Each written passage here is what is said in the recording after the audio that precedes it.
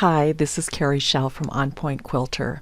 This summer I've had an intermittent series called Dressed Up Half Square Triangles. In the first session we learned how to create a block basically using the half block or of a half square triangle, and then we've been exploring different ways to use these blocks.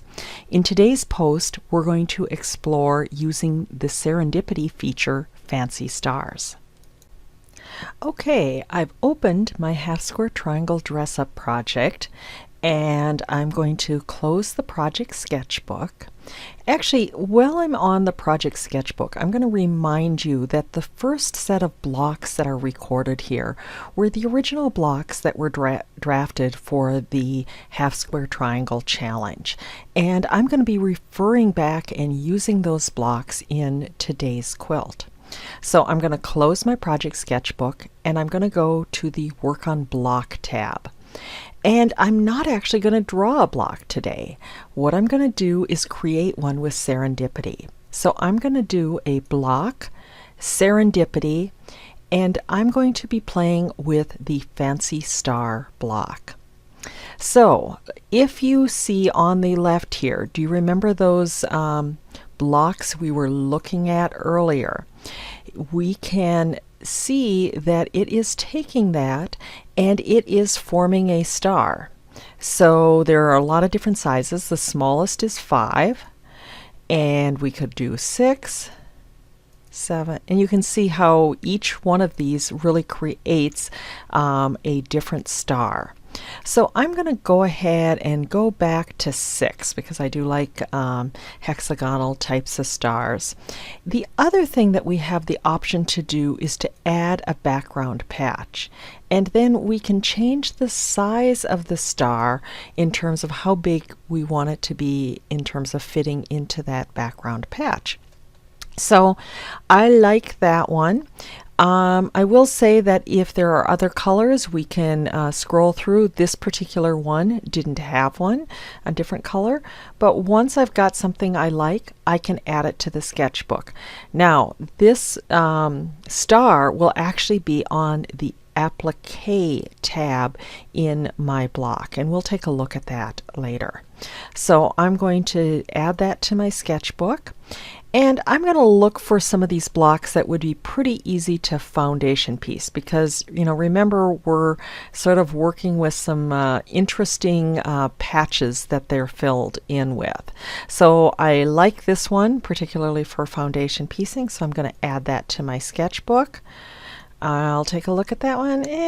You know, not so much. You can click on that and get some different rotations, but still not my favorite. So I'm going to skip that. I think I'm going to skip that as well. Skip. I sort of like that one. I think it has sort of a funky view, although it would have to be appliqued on. So I'm going to go ahead and add that. Then the next one, I think that one is a real possibility, so I'll add that. And let's just look at some different colors on that. It's a possibility. I'll add it just for kicks. And let's pick one that's a little bit less busy. I don't think so. Same with that one. I think that one is a very strong possibility, so I'll add that one. And you know, that one's not too bad, so I will add that as well. So now when I go ahead and close this, and I'm going to view my sketchbook, and I'm going to go to the very end, we're going to see all of the new blocks that I just added. So let's go ahead and select this one and edit. Now it does say that editing these could be a problem because they are complex, but I'm not actually planning to edit it, but I'm thinking I might end up using it to create foundation patterns. So I'm going to select Edit. And notice that on the Pieced tab, the only thing that's there is the background block. If I go to the Applique tab, what's highlighted is the actual block. And then we have the coloration that you can see in the third tab. Now, let's go ahead and select Print and Foundation Pattern. Now, it didn't section it for me, and that could be some of how when EQ created this that it wouldn't necessarily do that. But I can go to the section tabs and check I want to section and number myself. So I'm going to do that. I'm going to start over, and I'm going to go ahead and create my one section and then select Group. And I'm going to repeat that for each of the other sections that I want to put together. So now I'm going to go to the Numbering tab, select my first number, and I can go ahead and continue to finish off the numbering. Okay, and then I can go ahead and do a preview. And for this one, I'm going to do some moves to basically put those in place. And I can go ahead and print if the size is correct. So I'm going to go ahead and close that and close this. And now I'm going to create a quilt. So I'm going to select Work on Quilt, and I'm going to do a quilt, New Quilt, and for this one I'm going to do On Point. And I'm going to select a layout that is 3 by 3. I'm going to stick with the finished block size of 9, but I'm going to put a sashing of 1.5 in.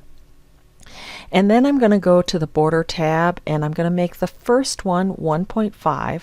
So I have long horizontal, have all selected, and I'm just going to click over till it says 1.5. And then I'm going to add another border, and I'm going to make that one 3.5. So I'm going to move my scroll bar and then just do a couple clicks to get there.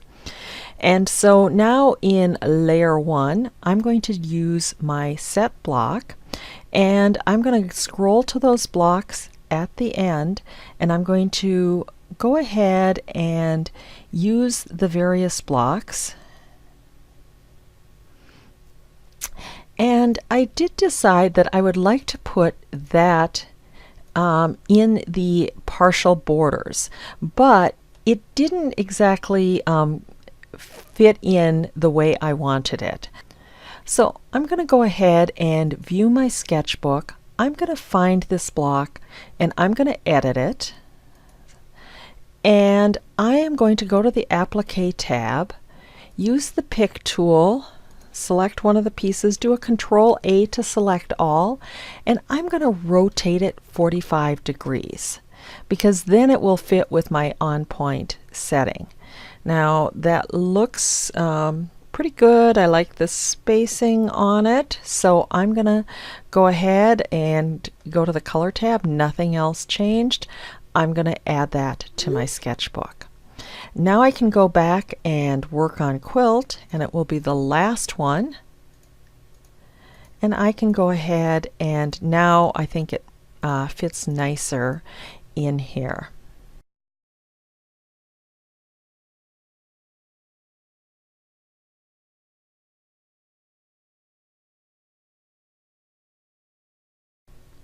And then I need to go ahead and recolor all of this.